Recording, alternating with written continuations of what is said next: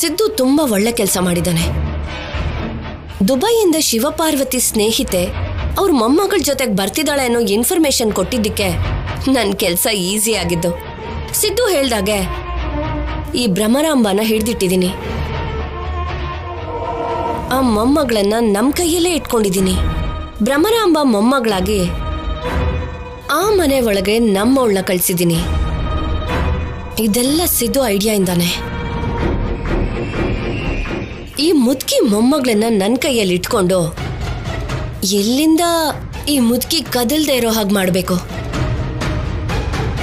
ಅಲ್ಲಿ ನಾನ್ ಕಳ್ಸಿರೋಳಿಂದ ಆ ಮನೆಯಲ್ಲಿ ಪ್ರಶಾಂತತೆ ಇಲ್ದಿರೋ ಹಾಗೆ ಮಾಡಬೇಕು. ಇವಾಗ ಶುರುವಾಗಿದೆ ಹೊಸ ಆಟ.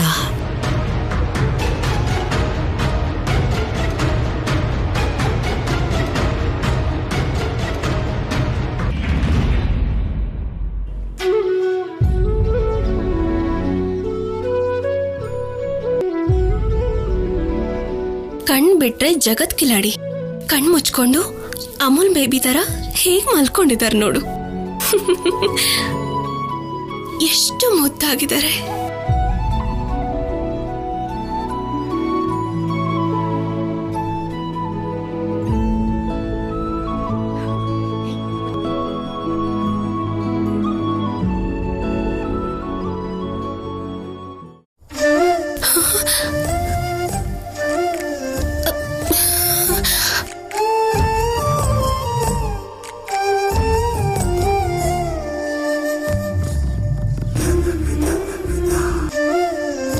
ನಾನು ನಿದ್ದೆ ಮಾಡ್ತಿರ್ಲಿಲ್ಲ. ನಿದ್ದೆ ಮಾಡೋ ತರ ನಾಟಕ ಮಾಡ್ತಿದ್ದೀರಾ ಹಾಗಾದ್ರೆ? ನನ್ನ ಹೆಂಡತಿ ಯಾವಾಗ ಬರ್ತಾಳೆ ಅಂತ ಕಾದು ಕಣ್ಣಿಗೆ ನಿದ್ದೆ ಬರ್ತಿತ್ತು. ಅದಕ್ಕೆ ರೆಸ್ಟ್ ಮಾಡ್ತಿದ್ದೆ ಅಷ್ಟೇ. ಹೌದಾ? ಸರಿ, ನಿಮ್ಗೆ ನನ್ ಮೇಲೆ ಎಷ್ಟು ಪ್ರೀತಿ ಇದೆ? ಕೇಳೋದು ಕಷ್ಟನೇ ಇದೆ. ನಾನು ಹೇಳಲ್ಲ, ಆದ್ರೆ ತೋರಿಸ್ತೀನಿ, ನೋಡ್ತೀರಾ?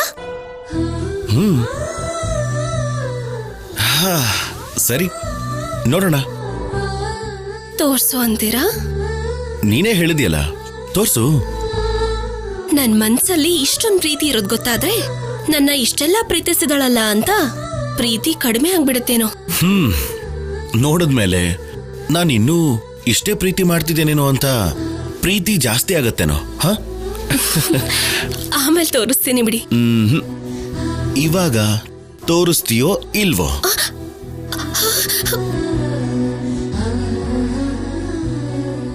ಆಮೇಲೆ ತೋರಿಸ್ತೀನಿ ಅಂತ ಹೇಳಿದ್ನಲ್ಲ. ಆಸೆ ತೋರಿಸಿ ಹೀಗ್ ಮಾಡಿದ್ರೆ ಆಸೆಗೆ ಬೇಜಾರಾಗತ್ತೆ, ನಿನಗ್ ಗೊತ್ತಾ? ಹೌದಾ? ನನಗದೆಲ್ಲ ಗೊತ್ತಾಗಲ್ಲ ಬಿಡಿ. ತೋರ್ಸು ಕಲ್ಯಾಣಿ. ಏನ್ ಮುಚ್ಚಿಡ್ತಿದ್ಯಾ ಕೈಯಲ್ಲಿ? ತೋರ್ಸು. ಏನು ಮುಚ್ಚಿಟ್ಕೊಂಡಿದ್ದೀನಿ ಬಿಡಿ. ತೋರ್ಸು ಅಂತ ಹೇಳದ್ನಲ್ಲ, ತೋರ್ಸು ತೋರ್ಸು ತೋರ್ಸು.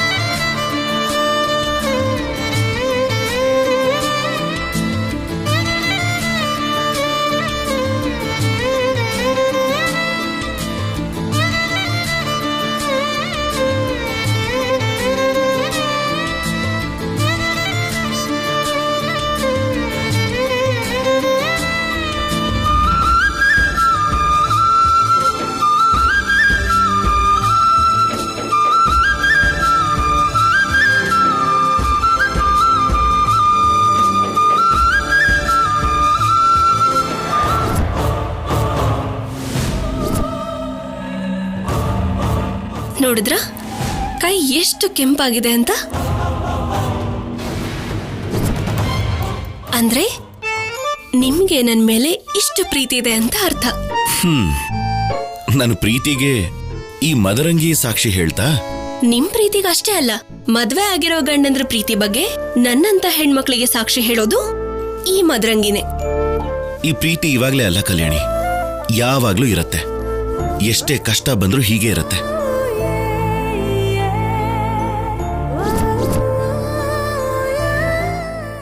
ಸರಿ ಸರಿ, ನನ್ ಕೈ ಬಿಡಿ. ಈ ಕೈನ ನಾನು ಯಾವತ್ತೂ ಬಿಡಲ್ಲ. ನಿಜವಾಗ್ಲು? ಸುಳ್ಳಲ್ಲ ಅಂತ ನಿನ್ನ ಕೈಯಲ್ಲಿರೋ ಬಣ್ಣನೇ ಹೇಳ್ತಿದ್ಯಲ್ಲ.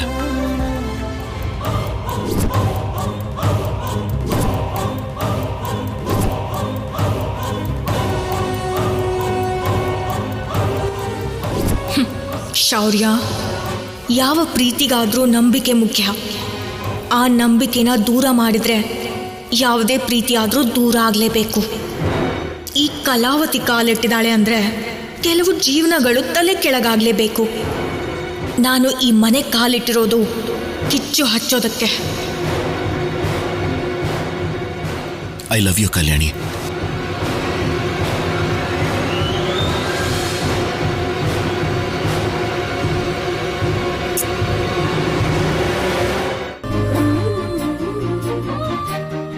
I love you too, officer.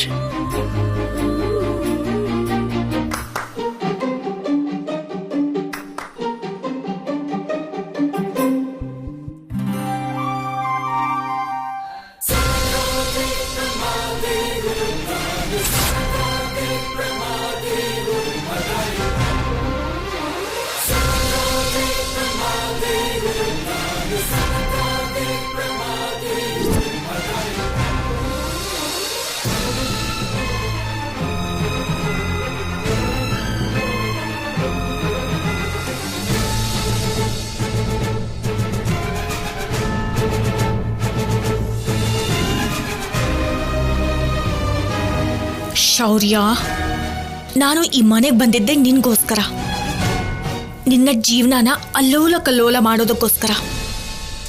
ಆದ್ರೆ ನನ್ನ ಆಟ ಇನ್ನೂ ಶುರು ಆಗಿಲ್ಲ. ಸ್ವಲ್ಪ ಟೈಮ್ ಬೇಕಾಗುತ್ತೆ. Wait for some time.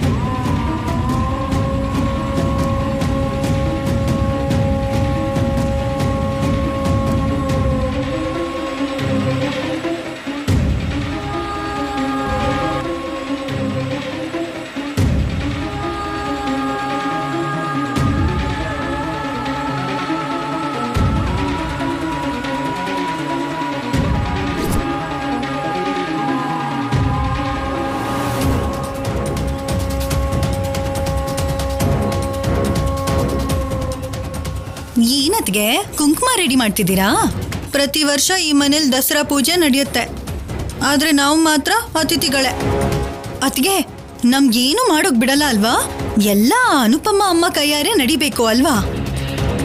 ಎಷ್ಟೇ ಆದ್ರೂ ನಿಮ್ಮ ಅಮ್ಮಂಗ್ ದತ್ತು ಪುತ್ರಿ ಅಲ್ವಾ?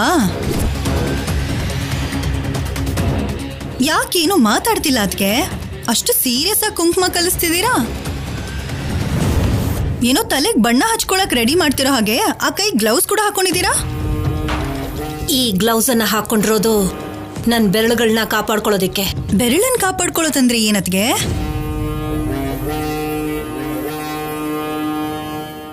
ಇದನ್ನ ಕುಂಕುಮದಲ್ಲಿ ಕಲ್ಸಿದ್ರೆ ಮಿಕ್ಸ್ ಆಗೋಗುತ್ತೆ. ಯಾರಿಗೂ ಯಾವುದೇ ರೀತಿ ಅನುಮಾನ ಬರ್ದಿರೋ ಹಾಗೆ ಅನುಪಮನ್ ಬೆರಳು ಸುಟ್ಟು ಹೋಗೋ ಹಾಗೆ ಮಾಡತ್ತೆ. ಆಮೇಲೆ ಅನುಪಮನ್ ಬೆರಳುಗಳು ಸೀರೆ ನೇಯೋದಕ್ಕೂ ಕೆಲ್ಸಕ್ಕೆ ಬರ್ದಿರೋ ಹಾಗಾಗತ್ತೆ. ಏಕಲವ್ಯನ್ಗೆ ಹೆಬ್ಬೆಟ್ಟು ಎಷ್ಟು ಮುಖ್ಯನೋ, ಸೀರೆ ನೇಯ್ಬೇಕು ಅಂದ್ರೆ ಅನುಪಮನ್ಗೂ ತೋರ್ ಬೆರಳು ಅಷ್ಟೇ ಮುಖ್ಯ ಅಲ್ವಾ? ಏನತ್ಗೆ ಇಷ್ಟೊಂದು ಕ್ರೂರವಾಗಿ ಯೋಚನೆ ಮಾಡ್ತಿದ್ದೀರಾ?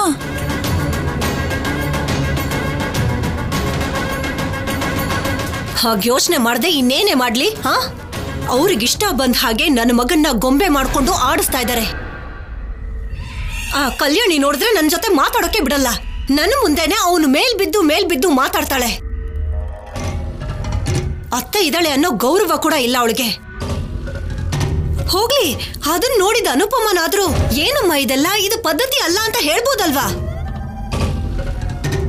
ಅವಳಿಗೆ ಸಪೋರ್ಟ್ ಮಾಡ್ಕೊಂಡು ಮಾತಾಡ್ತಾಳೆ. ಅಂದ್ರೆ ಏನತ್ಗೆ ಅನುಪಮ ಅಮ್ಮ ಕಲ್ಯಾಣಿ ಮೇಲೆ ಗಂಟಲ್ವರೆಗೂ ಕೋಪ ಇದೆ ಅಂತ ಆಯ್ತು. ಇಷ್ಟು ದಿನ ಸಹಿಸ್ಕೊಂಡಿದ್ದೆ, ಇನ್ನು ನನ್ನ ಕೈಲಾಗಲ್ಲ.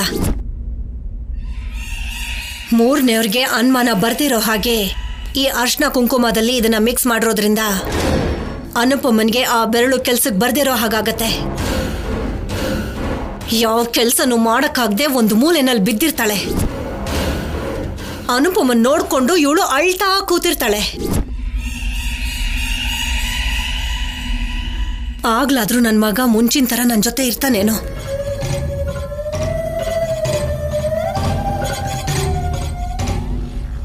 ಮತ್ತೆ ಪೂಜೆಲಿ ನಮ್ಮನ್ನ ಕೂತ್ಕೊಳ್ಳೋಕ್ ಬಿಡಲ್ಲ ಅಲ್ವಾ ಅದ್ಗೆ? ನಮ್ಮನ್ ಕೂರ್ಸೋಂತ ಅಗತ್ಯ ಏನೇ ಇದೆ? ನಾವು ಕೂತ್ಕೋತೀವಿ ಅಂದ್ರು ನಮ್ಮಮ್ಮ ಹೇಗೂ ಅನುಪಮ ನೀನೇ ಮುಂದೆ ಬಂದು ಪೂಜೆ ಮಾಡಮ್ಮ ಅಂತಾಳೆ.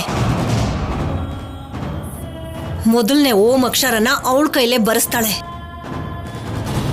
ಓಂ ಬರೆಯೋದಿಕ್ಕೆ ಈ ಅರ್ಶನದಲ್ಲಿ ಬೆರಳು ಹಾಕಿದ್ರು ಅಥವಾ ಕುಂಕುಮದಲ್ಲಿ ಬೆರಳು ಹಾಕಿದ್ರು ಆಮೇಲೆ ಆ ಬೆರಳು ಯಾವ ಕೆಲ್ಸಕ್ಕೂ ಬರಲ್ಲ. ಒಟ್ನಲ್ಲಿ ಒಳ್ಳೆ ಐಡಿಯಾ ಮಾಡಿದಿರ ಅದ್ಗೆ. ನಿಜವಾಗ್ಲೂ ಸೂಪರ್ ಐಡಿಯಾ.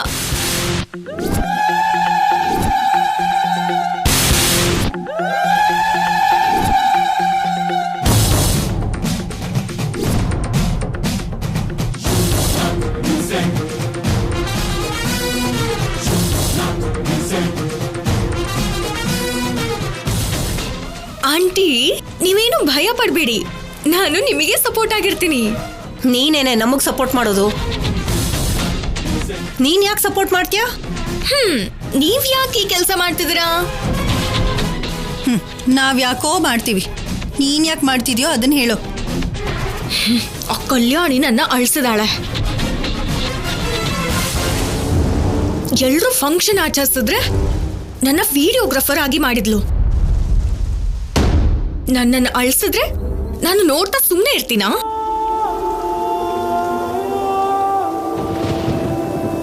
ಇವಾಗ ನೀವ ಅಂದ ಹಾಗೆ ಅನುಪಮಮ್ಮನ ಅಳಿಸಿದ್ರೆ ಕಲ್ಯಾಣಿ ಕೂಡ ಅಳ್ತಾಳೆ. ನನಗ್ ಬೇಕಾಗಿರೋದು ಕಲ್ಯಾಣಿ ಅಳೋದು. ಸರಿ ಬಿಡಿ ಅದ್ಗೆ, ನಮ್ ಜೊತೆಗೆ ಇರ್ತೀನಿ ಅಂತಿದ್ದಾಳಲ್ವಾ, ಇರ್ಲಿ ಬಿಡಿ.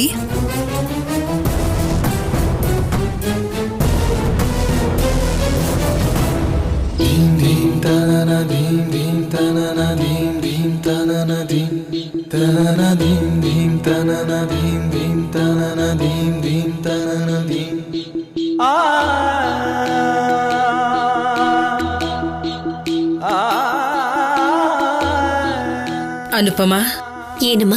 ಎಲ್ಲ ಸಿದ್ಧವಾದ ಹಾಗೇನಾ? ಅಮ್ಮ, ಎಲ್ಲ ಸಿದ್ಧವಾಗಿದೆ. ದಮಯಂತಿ, ಕುಂಕುಮ ತಂದಿದ್ಯಾ?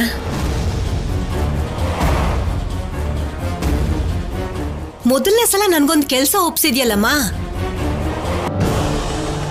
ನಾನೇನೇ ಮಾಡಿದ್ರು ನನ್ನ ಮನಸ್ಸು ಪೂರ್ತಿಯಾಗೆ ಮಾಡಿ ಮುಗಿಸ್ತೀನಿ.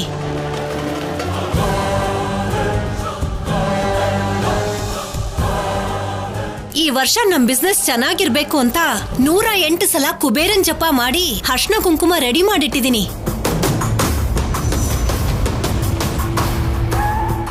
ಹೌದತ್ತೆ, ನಾನ್ ಕೂಡ ಜೊತೆಲೇ ಇದ್ದು ನೋಡ್ದೆ. ಮತ್ತೆ ಎಲ್ಲಿ ಕುಂಕುಮ?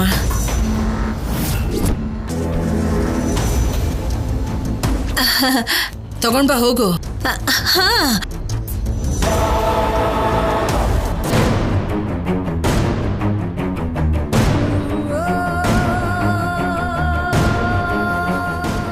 ಅಮ್ಮ ಅನುಪಮ,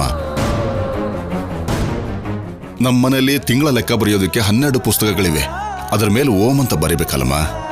ಹಾಗೆ ಆಗ್ಲಪ್ಪ.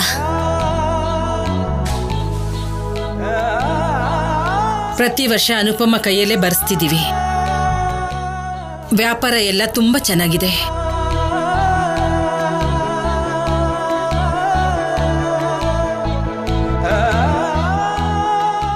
ತಗೊಳಮ್ಮ.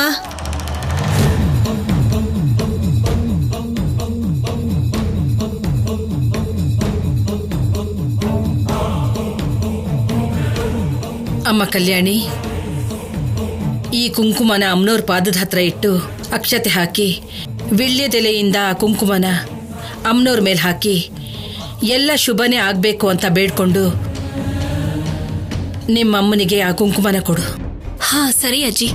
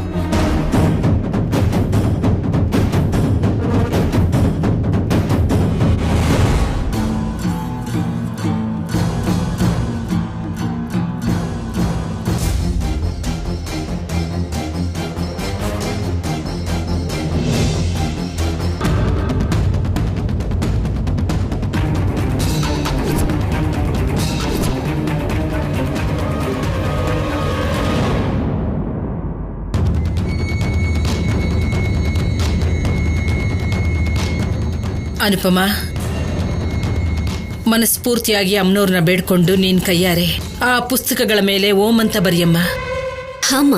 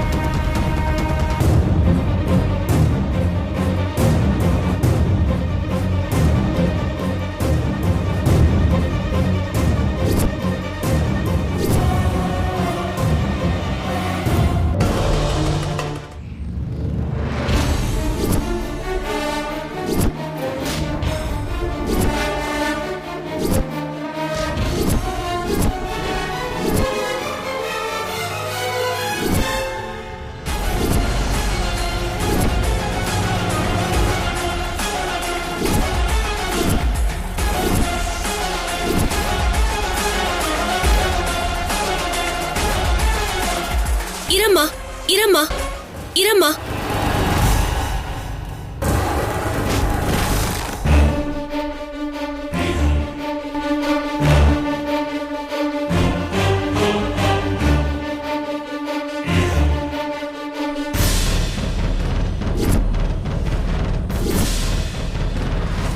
ಈ ವರ್ಷ ನೀನು ಓಂ ಬರೆಯೋಕೆ ಸಾಧ್ಯ ಇಲ್ಲ.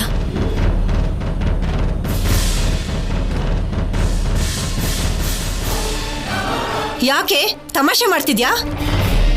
ಪ್ರತಿ ವರ್ಷ ಓಂ ಬರೆಯೋದು ನಿಮ್ಮಮ್ಮನೇ ಅಲ್ವಾ? ಹೊಸದಾಗೇನು ನೀನು ಬೇಡ ಅಂತಿದ್ಯಾ? ಅದೇ ಅತ್ತೆ ನನ್ನ ಕಷ್ಟ.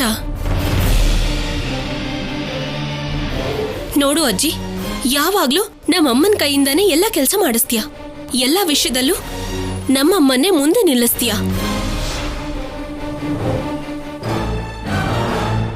ಮನೆಯಲ್ಲಿ ಅತ್ತೇನೂ ಇದ್ದಾರೆ. ಯಾವತ್ತಾದ್ರೂ ಅವ್ರ ಕೈಯಿಂದ ಏನಾದ್ರೂ ಮಾಡಿಸಿದ್ಯಾ?